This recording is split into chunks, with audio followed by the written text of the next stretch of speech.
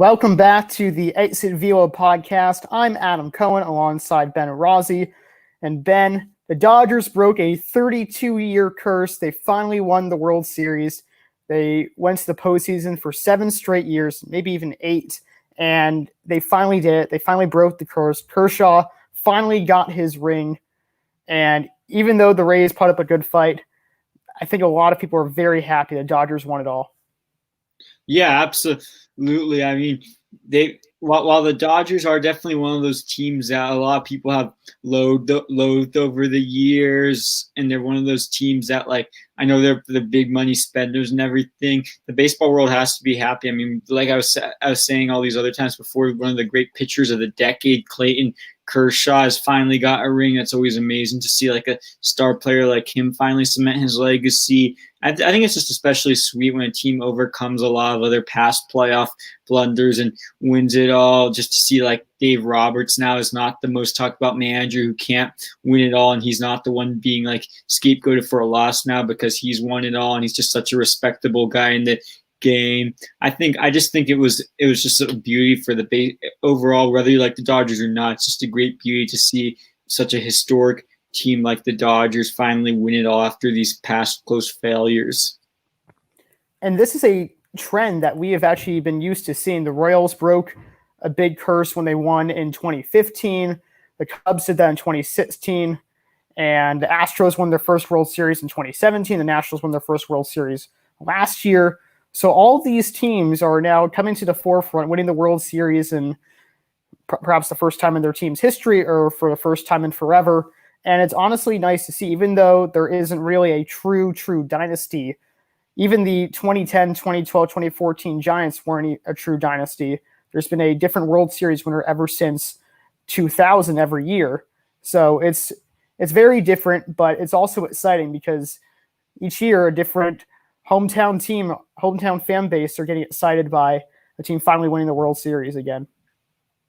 Yeah, for sure. I mean, that's what I really love about baseball. As much as I've loved dynasties and love writing the script for the history throughout seeing the dynasties, it's just great to get kind of that box of chocolates every year from the MLB, not knowing who to expect to win it all, and just seeing like different teams dominate, different players dominate, so we don't have to like get used to seeing one team as champions. Like in almost every other sport, there's been some sort of kind of dynasty who's dominated it. Like even in the NFL, you've had several back-to-backs lately, like with the Patriots. So there hasn't in like this past decade, it's like there wasn't. I mean, I guess you could say the Giants dominated the past decade, but since the Giants 3 World Series in 5 years, there really hasn't been any sort of consistent winner, and that's what a lot of baseball fans, I think, like to see. Yeah, they like to see variety, and we'll see what happens with the playoff format in 2021 because of their 16 teams. That means it's more likely that there could be a brand new winner, a team that hasn't won in forever, and we could see this trend continue further into the 2020s. But just go back to the Dodgers. They have such a well-rounded team, first of all. They have these old veterans such as Justin Turner and Clayton Kershaw who have been dying to win a World Series, who have been on this team for the long haul, and they finally got their ring. Mookie Betts just got his second ring in his 3rd year, which is excellent. That was, of course, the trade of the offseason. Then you have young guys stepping up, such as Julio Urias, who was electric throughout the playoffs and also got the multi-inning save, which you don't hardly ever see in any type of capacity during the playoffs or during the regular season. Then another young player such as Victor Gonzalez. Never heard of that guy in my life before the World Series, and he ends up getting the Game 6 win, the World Series clinching win.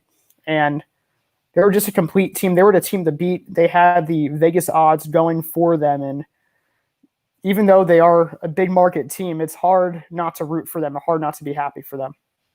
Yeah, you talk about those players that you were saying, those different bullpen guys like Julio Urias and Victor Gonzalez, like putting their name out there when few had really known their name. I also just want to talk about the fact that the Dodgers have proved that they could win in a variety of ways. Like even though many might have expected to see them standing on the podium at the end of the season, they were definitely a heavy World Series favorite. The fashion which they do it, I don't think was foreseen by many people. Just the fact that they showed they were able to do it in such a well-rounded way, the fact that their bullpen was the one that came through in game 6. Talk about that great bullpen. But I also want to talk about one of the things I loved about them was they showed offensively that they're not just a power team. Yes, they did obviously have all that power, but they showed they were able to win with all that small ball, which was pretty incredible and pretty remarkable to see in this age, a team coming through and winning the World Series with all that small ball. Because you talk about the 2 steals that Mookie Betts made in game 1 to kind of set the tone there, and then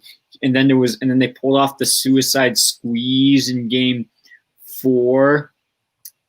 That was something pretty remarkable. What you saw from their 9th place hitter doing that. I mean, I don't remember the last time I've seen that in the World Series. So just the Dodgers' ability to win games in such a versatile, in such a wide variety of ways is just something special that they gave to the baseball world, and just shows a whole other side of them that people should fear for years to come, I think. You're certainly right, Ben. It was refreshing to see players such as Mookie Betts show off their speed, show off their defense. He scored at home plate a couple of times on some fielder's choices. That was actually a pivotal moment in game 6, because it was a tied 1-1 ball game.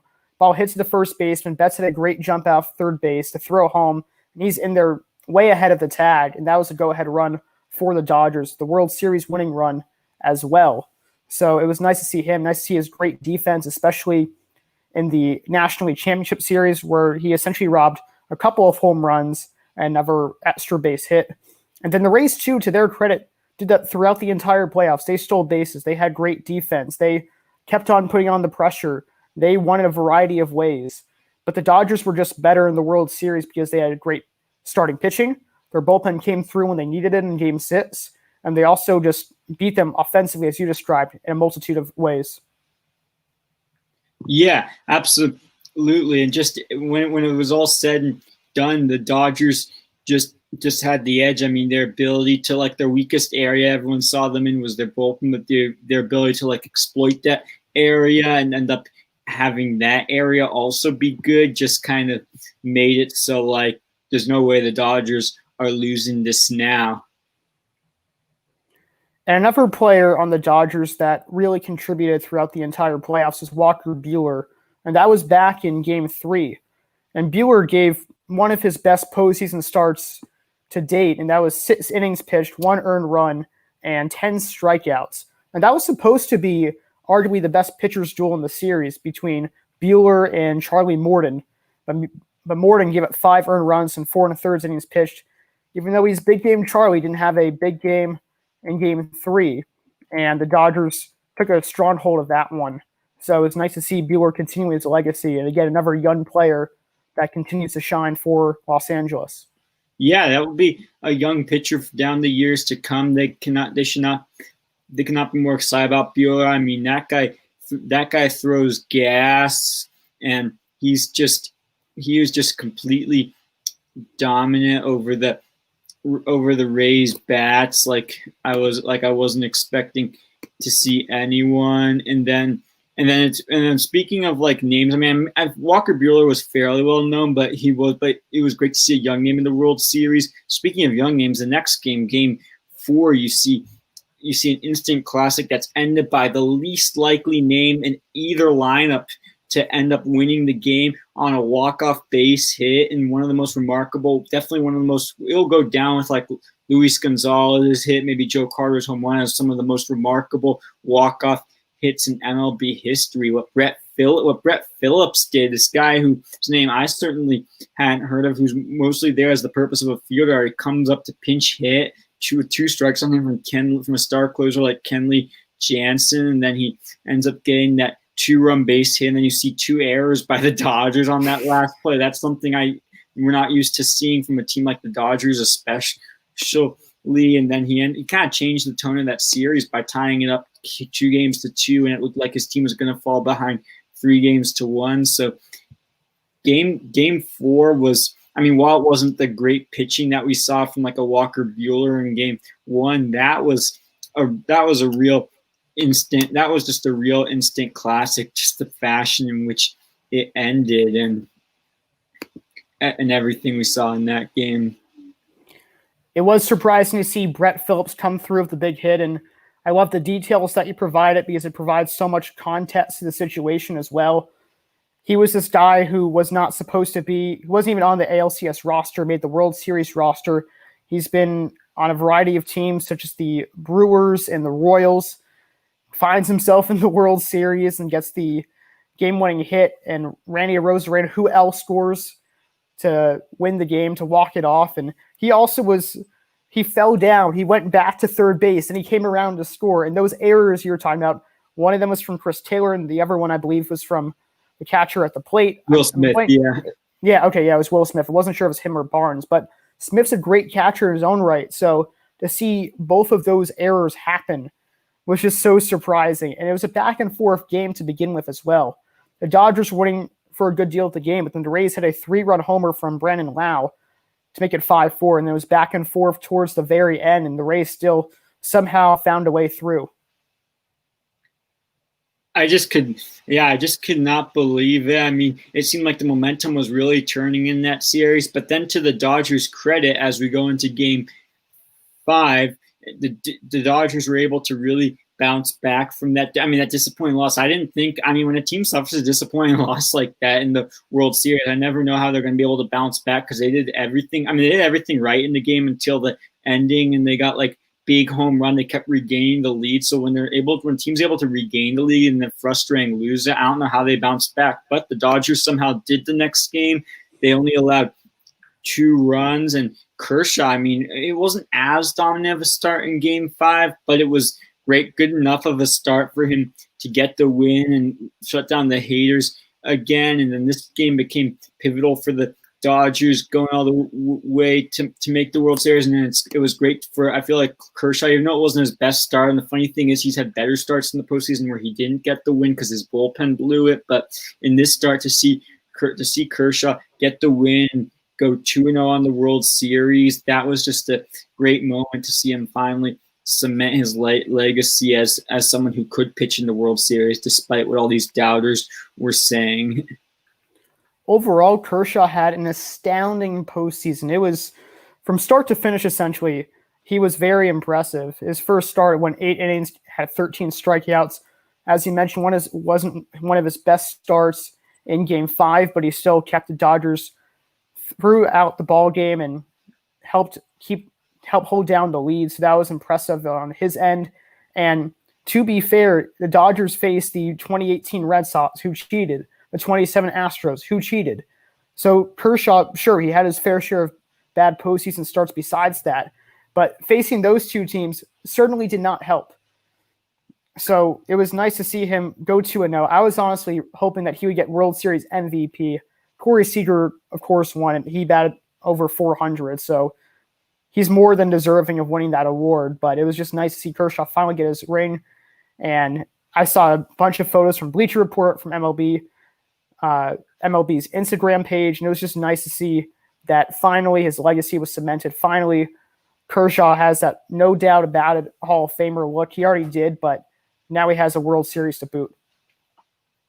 Oh, yeah, for sure. And yeah, that's actually a good point you brought up about having to face those teams that were like kind of stealing the signals before that. And I mean, I was just really disappointed by a lot of like the disrespect he was getting for not having won his World Series and stuff. Because a lot of this, he always had great starts. He didn't always have the best support from his bullpen, and plus he had to face two teams that apparently had the upper edge with the illegal sign stealing. So it was just a special moment to finally see Kershaw get that edge. And then, I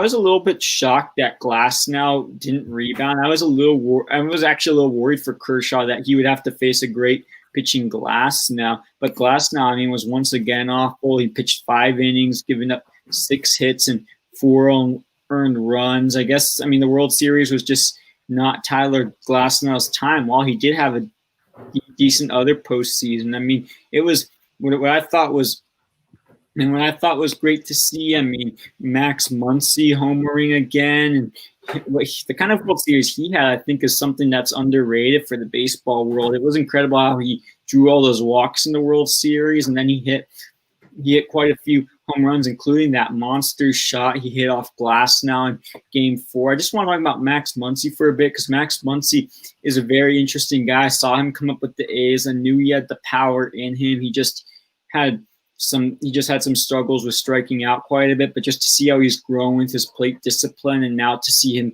being compared with Barry Bonds for walks in the postseason history was something of a special show to see for the Dodgers. And it just showed that in game 5 when he had that big home run. And Ben, Muncy had such a strange 2020 because he excelled throughout the playoffs, and he had that big home run in Game 5 that padded the lead. That was an exclamation point on the Dodgers' victory that night. But he batted just 192 during the regular season, which is very much not like him, because the past 2 years before he batted 250 and above, and combined for a 10 WAR from between 2018 and 2019. So to see him bounce back like this, that was a great sign. To see Justin Turner, who we will talk more in depth about because of his incident with COVID, but he also homered a couple of times. Austin Barnes even was contributing. He usually doesn't with the bat. So the Dodgers were just very well rounded, and the Rays were not. And also, I just want to mention there were a few of the other guys homered. The fact that because they had 12 different players, I thought it was at least 9, but you could be right about 12. Yeah, 9 different players homer, but also because you see Jock Peterson homer in that game, and everyone. Then Austin Barnes not only homering but pulling off the impossible with that suicide squeeze. That was something special. Will Smith homered, I think, in Game 2. And it's interesting because these two teams have the most depth out of any team in baseball. All around, the Rays have great depth. You look at players such as Yandy Diaz or G-Man Choi or Mike Rousseau. All of those players can play anywhere. Or you have Manuel Margot, who was incredible throughout the entire postseason. He flashed a ton of power, batted over 300, well over 300 in the World Series. He was an underrated star as well. And when it came down to it, though, the Dodgers just had more depth. They had great stars out of Kershaw and Buehler. Meanwhile, the Rays, their only reliable starter was Blake Snell. And that pretty much leads to Game 6, because Blake Snell was probably pitching the best game of his life. Through 5 1/3 innings pitch, he just had 73 pitches, struck out 9, gave up 2 hits, and at that time just allowed a second single.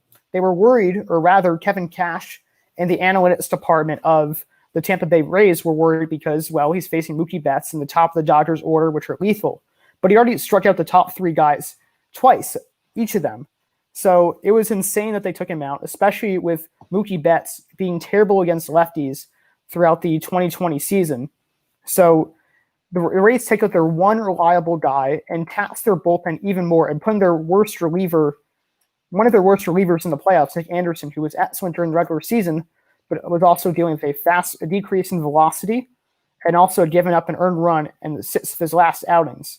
So that was a huge factor, and it was very disappointing to see, even from any baseball fan's point of view, because if Snell won that game, and he very well could have on his own, he could have gone 7 or 8 innings.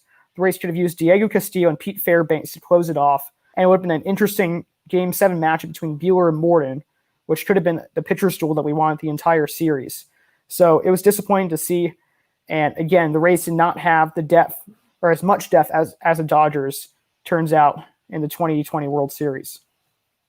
Yeah, the one area the Rays were expected to have the edge over the Dodgers, and the reason why a good amount of people had the Rays, understandably so, actually had the Rays winning it, is because when it comes to the postseason, it usually does come down to which bullpen can hold on to at the end of the game, as it's usually the World Series is always between 2 teams that have offensive capabilities, especially late in games. That's why they got to the World Series. But just to see that the Dodgers ended up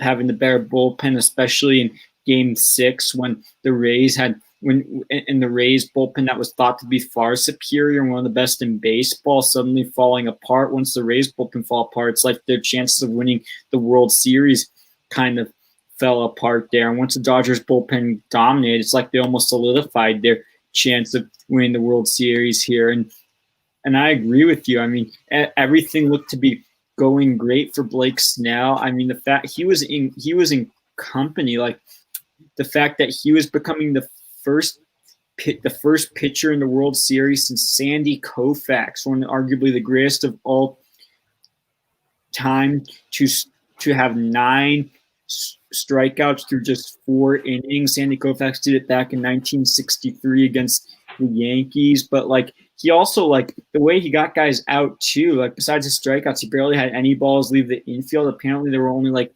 3 balls he had leave the infield, which were the 2 hits and then 1 fly ball out. It was like, but yeah, he was making the Dodgers bats look like they've never looked before. They just looked like they were swinging on air, and that's not something you really see from the Dodgers bats that often. And the fact that you even had Cody Bellinger in the post game, a star here like Cody Bellinger calling his stuff nasty. I mean, what's more remarkable than that? Even Mookie Betts said, I have no idea why they took him out. And I saw this one quote from a good friend of mine named Justin Holt. We used to play together, and he has a very lucrative Instagram account, has thousands of followers. But he said, it's almost as if 20 years of analytics just went down the drain that night, because the Rays analytics department, which every analytical department right now pretty much controls the manager, which is an unfortunate new trend that we're beginning to see. But their plan, which worked all season long, was we get 5 innings of our starters, and then we go to the bullpen. But the thing is, it's the World Series. It's a 60-game season. The relievers are taxed. They're tired. And you're counting on 4 different guys to have their best stuff in a 1-run game. That's not going to be the case against the Dodgers. This is why it drives me crazy sometimes they don't allow starters to go in deeper to games. Because if they're on their point, even though they might be worse 3rd time through the order, as has been proven, they should still give them the ball, because they're handling the team well, and they are used to going to distance. And you also have to save the bullpen. Imagine if Blake Snell was able to go 7 or 8 innings, and Game 7, the Rays would have been totally prepared. They give their relievers a day off. They go with Charlie Morton, who's 3-0 in elimination games throughout his postseason career. That would have been a huge storyline, and the Rays easily could have won the World Series had they just kept Blake Snell in. But no, Kevin Cash made that poor decision. Maybe it was the analytics department. He could have told the analytics department to go kindly excuse themselves, but he did not. And now he's one of the worst. Well, he's not one of the worst managers in baseball, but he looks like that because of his decision. I don't know, man. In a lot of ways, I feel bad for him because he had pushed all the right buttons throughout the postseason. Everyone likes playing for him. He's one of those managers that like really understands where the players are coming from. Kind of just usually like lets his players play and then gets aggressive with his analytics. I mean, his aggressiveness with the analytics seemed to be working throughout the playoffs. And I mean, he was establishing himself as a legacy as being one of the great managers to get his team through the postseason, but then to kind of see it his reputation potentially damaged by this one move is just kind of disheartening. But then speaking of managers' reputations, it was great to see though another manager's reputation be saved by the World Series, because Dave Roberts, on the other hand, he trusted his pitcher in Julio Urias to go those last 3 innings and wasn't aggressive with taking him out, and that ended up paying off. I mean, in the past, Dave Roberts has been questioned for some of his pitching decisions, but I think he's learned from that, and the fact that he was able to trust his pitcher has ended up prevailing in Game 6. It really did, because Dave Roberts was chastised for just saying that not using Jansen as often and not using Trine in the right situations, but he pulled all the right buttons and Game 6. He looked like a genius, to be fair. And he's this manager who seems a nice guy, but maybe just unable to get the Dodgers over the hump for the past few years. And finally, he got his ring, and he solidified himself as an incredible manager, which everyone knew was true because he has great player relationships and he uses analytics. And finally, he was rewarded. Yeah, for sure, Dave. It was just great to see a guy like Dave Roberts finally reach the peak like that. And And I mean, but I'll be honest. I'll be honest. I mean, I was starting to question his decision. I was wondering, oh no, is Connor coming back to bite the Dodgers? Is he then making a decision that's questionable to keep Urias in? Because I mean, certainly analytics wouldn't have been with putting Urias in, given that he was only on a couple of days rest from like his outing in game 5. But like Urias going out and just being able to do his thing and prove the analytics wrong, just like Dave Roberts seeing in Urias that he had it in him. The credit goes to him there, and it just shows that it's not always about like the stats and analytics of what support a player going in. It's also about the player's physicality and mindset, which it was there. You make a great point, Ben, and once again, the analytics would not have chosen Urias to close out the game. It probably would have been Treinen or Jansen or someone more trustworthy. But Dave Roberts probably told the analytics department to kindly remove themselves from the situation and instead put in Urias. And it turns out it worked. He got the save, a multi-inning save, which we don't see too often. He did that in the NLCS as well, where he finished off the last 3 innings of the game and a very close comeback win for the Dodgers in Game 7 against the Braves. So he was a World Series hero as well. And this is a player that was a top prospect that got derailed from injuries, that was between the bullpen and the starting rotation. So he gets hit some redemption as well. Yeah, absolutely. It was just a really special thing to see. And so does the rest of the Dodgers bullpen gets hit with a lot of, which definitely should get a lot of the credit to how they came through. It didn't look like the game was with the Dodgers. And they opened up the path for the Dodgers comeback, given that they pretty much shut down the Rays almost as great as Snell shut down the Dodgers. They had shut down the Rays. The problem was they were down because Tony Gonsolin had given up the home run in the first. But like after Tony Gonsolin giving up the home run, seeing Victor Gonzalez, Bruce Gratterall, and Julio Urias just completely held down the fort, and like Alex Wood too looked really good. So credit to the Dodgers bullpen for just coming out and holding on to and being able to hold on and shut down the Rays when it looked like the momentum really wasn't with them to win Game 6.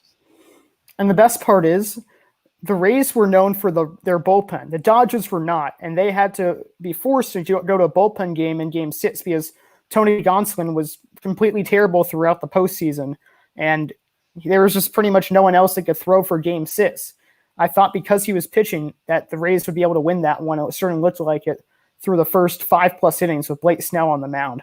But the bullpen came through, and that's what allowed the Dodgers to win the World Series. And interestingly enough, after the Dodgers did win the World Series, it came out that Justin Turner tested positive for COVID-19. Apparently, there was an inconclusive test before the game. They allowed him to play, but the positive test was found out during the game, so they took him out, put in Edwin Rios, and the announcers were just like, what's going on? Is he injured? We have no idea. Turns out he was positive, and after the game, he's wearing his mask just being around his teammates, but with group photos, he's not, and the team knew that he had COVID, which is interesting, but they said, no, he's going to be a free agent, so we just want him to celebrate. So it's a little messed up because he had COVID, he was around all these players and their families, and MLB was doing such a great job. It's just a sour note, or as Rob Manfred describes it, a bittersweet moment to end the World Series. And personally, I don't blame Justin Turner too much because he just won a World Series, and that's really tough to just say, no, you can't celebrate with us. And the team, including Best, are like, no, he has to. He's a part of our team. And these guys I know are also in the best shape out of almost anyone, but it is disconcerting, and it is not the best outlook for MLB or Justin Turner or the Dodgers. And it was a very weird and very 2020 way to end a World Series as well. Yeah, no kidding. I just could not believe it. First off, with the MLB, I think it should make a lot of people question, just as much as they might want to question Justin Turner's ethics. They should definitely question the integrity of the integrity of the game. I think is going to be into a lot of question now. Especially, you would think that like at the World Series at this time they would have it figured out where they'd have the test before the game and like would know. It's one thing to tell a player before the game starts they tested positive, they will not be able to play that game. I mean, that will give the manager time at least to make the lineup and make the report that they tested positive, because then people will know, okay, there was nothing he could do about it unless he went out and partied and was negligent. At least he's not getting the middle of the game. But the fact that it was in the middle of the game that he had to be pulled, and just before his team was celebrating and just before he was about to celebrate his legacy this World Series, because honestly, he was another great legacy that was going to be celebrated. As maybe I was thinking the next Mr. October, the way he's been coming through with the Dodgers in October, and for him to finally get a ring like Kershaw, that was just another special veteran moment to celebrate. But then to kind of see that damaged by his positive test at the last minute, to see it have to happen in the middle of the game, that the MLB didn't have it done before the game with all these tests, it's just really concerning about the game, maybe some of the game's integrity. But then Turner too, I mean, I know you can't blame him for going out and celebrating, but I mean, I kind of think he should have found a way to not get too close to his teammates like that. And I kind of wish he had obeyed some of the orders a little more, because now I don't know what he's going to do to his reputation, if like maybe Turner at all tarnished his reputation for defying orders to go out and celebrate. And not to mention, I mean, I was just reading the other day, Dave Roberts is a cancer survivor, and he's in kind of one of those vulnerable groups. So it was a little bit concerning to see Justin Turner go out there and even take his mask off and go right next to Dave Roberts. Because, I mean, who knows what it could do to his other teammates now. I mean, I think he could have definitely waited to celebrate. I think there was definitely could have maybe found a way to wait to celebrate instead of just like going right out there. So it's hard to say, but it is hard to say who truly the ones to blame are. You bring up a great point in how Roberts does have cancer, and this wasn't just the players in the field. It was their family members. It was their kids. So it wasn't a great look. And I agree with you. Maybe he should have taken more precautions, and it's an understandable situation what he did. I don't think it's going to really tarnish his legacy, because I think any MLB player in that situation probably would have done the same thing. And it's a very understandable moment. It wasn't a great moment. Certainly should have done more. Certainly should not have been out there, but it's understandable at the very least. But you're right. It does really hurt the MLB, because they had 54 straight days of a player not testing positive for COVID. And then it happens in the World Series. And you're right. They should have had the test done before the game started, not suddenly found out in the middle of the game. They have to take him out, which is just so weird and dumb. And there's always going to be this question now of, what if there was a Game 7? The entire Dodgers team would have to be tested. Would have been another day off for at least between these two teams. Maybe the Rays would have won, honestly, because then their entire bullpen would be refreshed. Imagine if Blake Snell stayed in and they had a Game 7, essentially. The bullpen would be rested. They have another day off because the Dodgers and Rays, for that matter, will both have to be tested. And then the World Series probably resume a couple of days later, probably to keep everyone under quarantine for a little bit. So it's a crazy what if, and it's crazy that it happened. Without a doubt. I'm not saying the Rays would have necessarily won the Game 7. I still would have given the edge to the Dodgers, given that they were putting out Walker Buehler and given the performance their bullpen did in Game 6. I still would have maybe given the edge to the Dodgers, but with that aside, I mean, they probably, would have gotten a rest. And now, I mean, people are coming up with like this theory, this whole thing with the Blake Snell thing was planned by Rob Manfred, so he wouldn't have to force a Game 7 because he knew about the positive COVID test. And I mean, this whole thing is just ridiculous. But overall, at this point, after hearing about the COVID test, in some ways I am kind of glad that it only got to the Game 6 and that they were still able to finish off this baseball season successfully, a 60-game season. It was pretty nice, especially with the Astros scandal, especially with the fact that the season got started so late because of labor negotiations, and that's going to be a whole other topic this offseason, of course, the falling offseason. So at the end of the day, World Series happened. It was a fun one. It was a fun season. It was a quick season. And at the end of the day, hopefully everyone will be just fine. And there was baseball this year. So that's the big takeaways. besides the World Series, we should talk about the Gold Glove Award winners a bit. If we went through every single position of every single player, that would take a very long time to do. So I think, Ben, you and me should just pick out a couple of our surprising names or surprising picks or surprising nominations, I should say, all over the Gold Glove Awards. And for me, the first person I'm going to start out with is Clint Frazier, because this man was terrible at defense throughout his entire career, just completely changes it around. He's always had a great arm, actually, but just was terrible at routes. And then now he fits that almost magically, because that was hurting him for so long in the minor leagues. And him now being even nominated for a Gold Glove Award changes everything. And he looks like he can even be the left fielder of the future at this point. Yeah, that sounds like a really interesting dark horse pick. I mean, you've kind of experienced Clint Frazier play more. I haven't really known much about his fielding over the years. I've just mostly because he's mostly been known as a hitter. But one kind of dark horse I want to pick for my team is from the Oakland Athletics. Is I really like Ramon Laureano and what he does. Besides the fact that he's shown in the baseball world how he has a great outfield arm all these years. This year he made game-saving catch after game-saving catch. Like, it was incredible, the leaps he made to the wall and just the amount of range he was able to cover in center field. So I'm really liking Ramon Laureano's chances, and I think he's going to be an interesting candidate to see if he wins his first Gold Glove this year.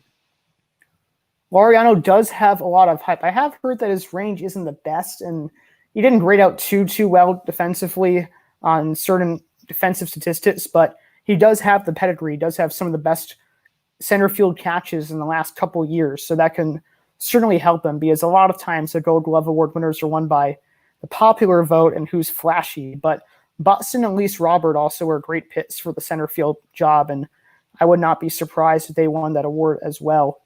In American League, just still looking at it, Jonathan Scope being recognized for the Tigers, and I kind of forgot about Scope, honestly, because he never was really an above-average defensive second baseman. He had 30 home runs a few years back, but now is just fade into about an average middle infielder. To be nominated as a Gold Glove Award winner, probably the highlight of the Tigers season too, is a very nice look for them. Yeah, it's gonna be great to see kind of the defensive contributions he's gonna make down the line. But I'm excited. Yeah, it's gonna be an interesting Gold Glove race this offseason for sure. I mean, it will be interesting to see if that rookie for the Padres, Drake Cronenworth, wins at second base. Like, I don't usually remember seeing rookies win Gold Gloves, but that would be great to see that. But yeah, overall, it's gonna be a tight race. I don't really have a whole lot of predictions now. Yeah, all of these candidates are very well deserved. And just a quick correction. Cronenworth was surprisingly not nominated for a Gold Glove Award in the National League, which feels like he was almost robbed a little bit because he made so many great defensive plays throughout the year. But even the National League, too, they have their great defensive picks and underrated picks, such as Jacob Stallings of the Pittsburgh Pirates, who's slowly coming up the ranks, or players such as Miguel Rojas, who has been a phenomenal hitter for the Miami Marlins and has also been a great glove at shortstop. So it will be a very fun and exciting Gold Glove Award race as well. And then just before we wrap it up, just the last piece of baseball news that we should talk about. Tony La Russa has become the official manager for the Chicago White Sox. And for those who don't know, Tony La Russa began his managerial career, Hall of Fame managerial career, with the White Sox before winning World Series with the A's and the Cardinals. So to see him back at it, to see him already be in the Hall of Fame, very, very strange to see, and pretty wild that the White Sox, who went to the playoffs the first time in forever, got their manager replaced, and it'll be interesting to see how La Russa handles the young kids, which is one of the concerns about his pedigree right now. Yeah, no, the game of baseball is changing. It's changed like so much over the years, dramatically, and it's going to be exciting.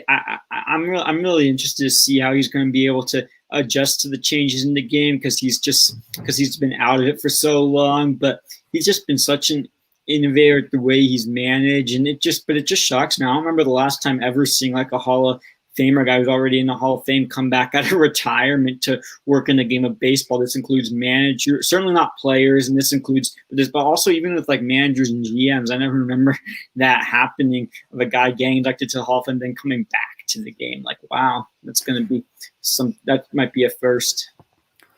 And we haven't heard about La Russa in years either. He wasn't at the forefront trying to get a managerial job, just came out of nowhere and just swooped in with it. For all we know, he could have been trying to vie for a managerial job again, because the Cardinals didn't really want him after going to the World Series in 2011. So it's understandable, but still, it is very, very strange to see. Even players, you'll hear about Roger Clemens maybe pitching in a low minor league team and still throwing 80 plus miles per hour, but that's not a very serious candidate. Or Manny Ramirez playing in one of the Asian leagues and still trying to make a comeback, but he's not probably going to go to MLB, Major League Baseball. So you're right. You don't see it with players. You don't see it especially with managers, but only time will tell how good La Russa is. For sure, yeah. And on that note, that's all the topics we have covered today. Gold Gloves, World Series recap, La Russa's managerial acceptance. So thank you all for tuning into the Exit Field podcast. Thank you, Ben, for joining on me with the show tonight. And until next time. Thank you.